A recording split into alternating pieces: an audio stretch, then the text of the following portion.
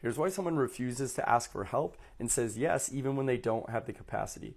When we have the wound of overwhelm, what has happened is we've gone through a trauma where we were way in over our head, like being given age inappropriate responsibilities, for example, or other situations where our situation was so heavy that it felt completely hopeless and we were not prepared. We did not have any support. We did not have the right skills for it.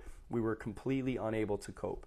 So what happens is, to overcompensate with that, our survival mechanism kicks in and we think, well, I guess I have to, if I'm going to survive, I have to do this myself. Now, once we get out of that traumatic situation, we are still perpetuating that pattern. So our nervous system won't ever just relax and try to be more balanced.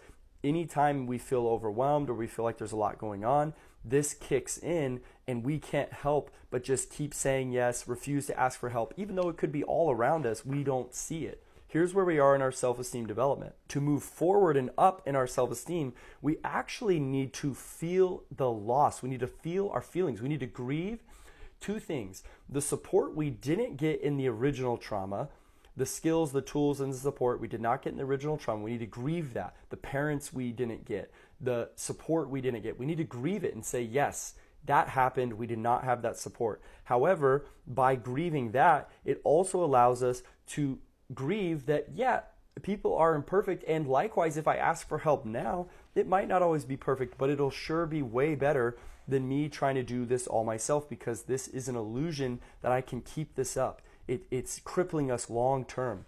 So the healing is actually to allow those feelings, grieve the past, grieve the imperfections of people being able to be there for you.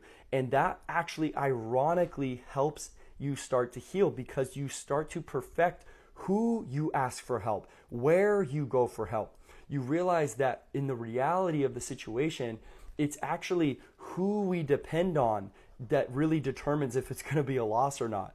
And in the beginning of our life, we didn't have this level of discernment because we didn't understand that there was an option. Like, for example, mom's mom, dad's dad. We didn't know there was anybody else. There wasn't another parent, for example, to go to. But now as an adult, we do have choices over who we ask for help. By allowing those feelings, we get unstuck. Because when we overcompensate, we're keeping ourselves stuck by not letting ourselves feel anything and just piling on more and more and more. The book is The Inner Work. It's an invitation to true freedom and lasting happiness. It will guide you step by step on healing your self-esteem, healing patterns of self-sabotage, and most importantly, being free of past traumas and their impact on your subconscious. Get it below in the TikTok shop.